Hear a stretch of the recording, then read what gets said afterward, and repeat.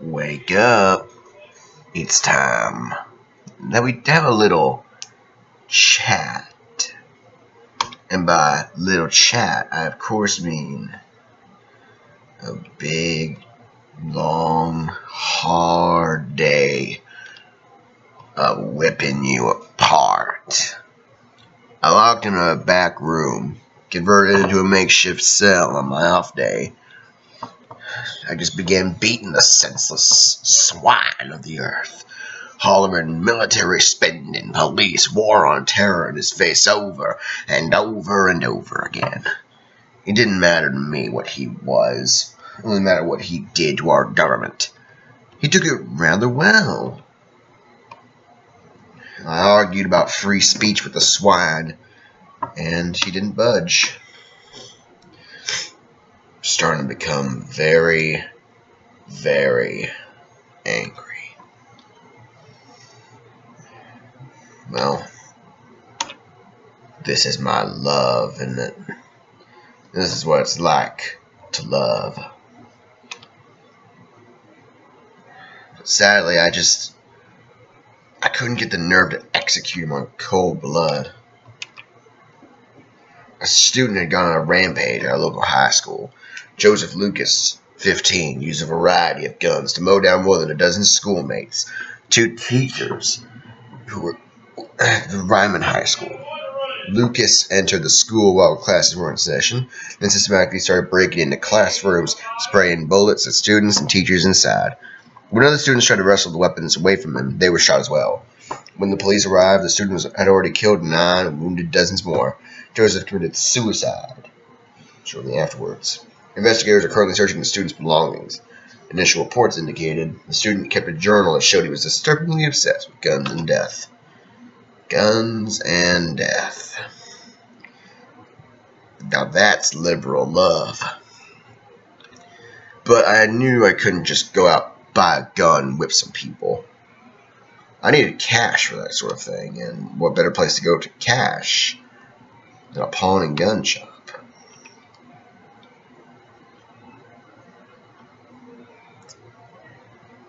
When I walked into the place, I didn't know what exactly I had to sell, so I looked over my stuff. 2 bracelets, a PDA, and a fork. Why did I have a fork? No idea. It was odd.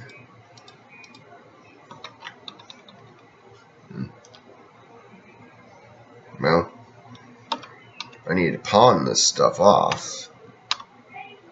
So, pawn it I did. Got 170 bucks. 627 total. Not bad, not bad. I could do far better.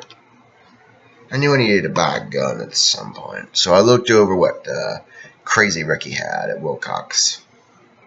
Crazy Ricky Wilcox. You know, he takes me back, but that's a story for another day. I needed something small, easily concealable, yet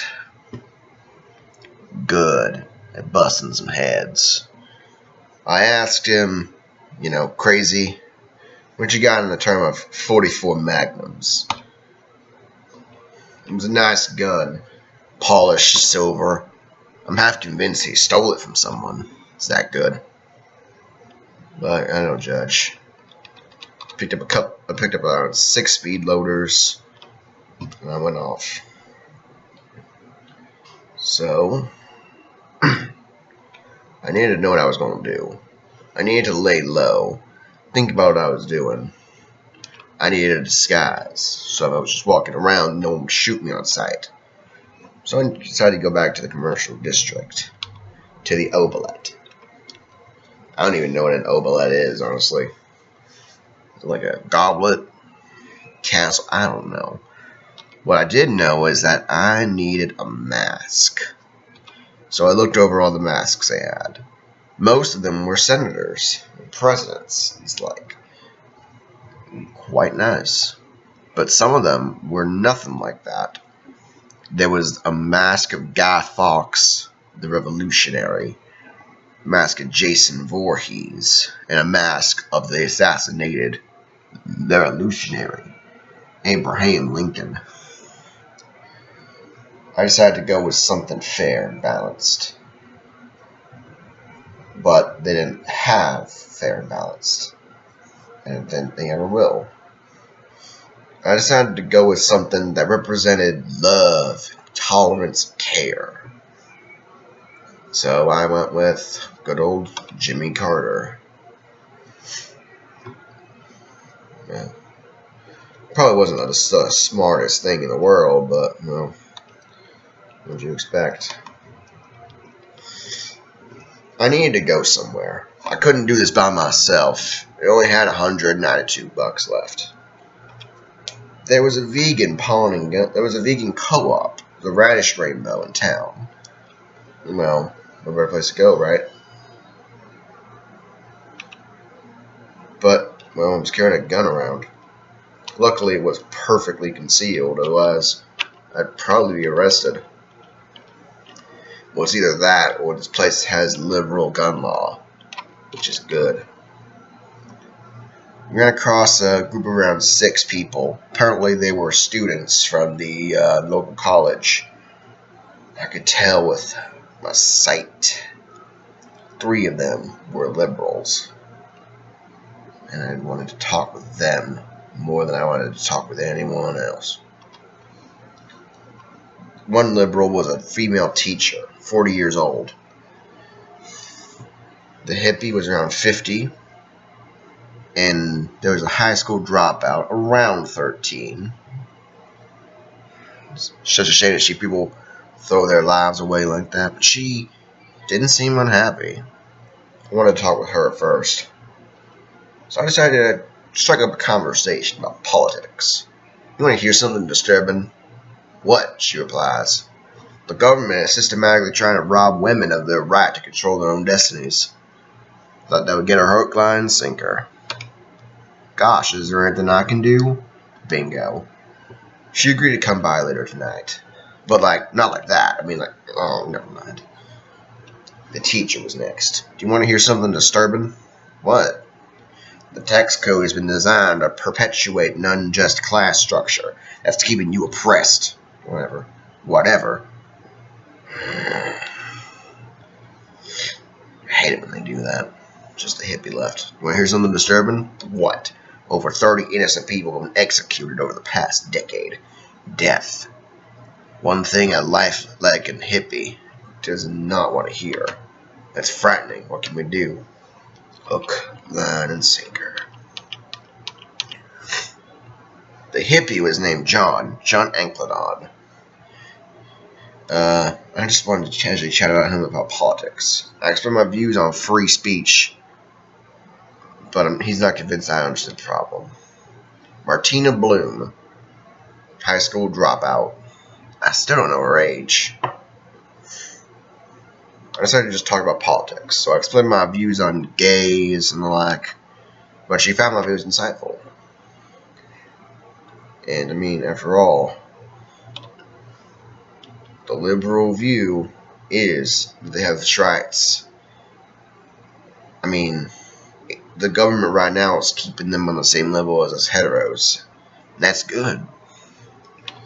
The world needs people who break the norm. I decided to wait and keep inviting her in. I explained my views on labor rights. We're meeting again tomorrow. I offered to let her join the LCS. She accepted. She was young, and I didn't know if she had much combat experience. But I didn't want her to just stay as a sleeper agent. I don't even know what she can do. So it's better if she joins in. The disappearance of Luane Todhunter is now considered a kidnapping. Ah, that's what the swine was named. I completely forgot. Cindy Starkweather, speaking on behalf of the police department, stated, "We now believe that Luane Todhunter was taken 9 days ago by a person or persons as yet undetermined. We have several leads and are confident we'll bring Luane Todhunter back home and bring the kidnappers to justice. As the investigation is ongoing, I cannot be more specific at this time. To the citizens, please contact the department if you have any additional information. According to sources, Luane Todhunter's last known location was the courthouse.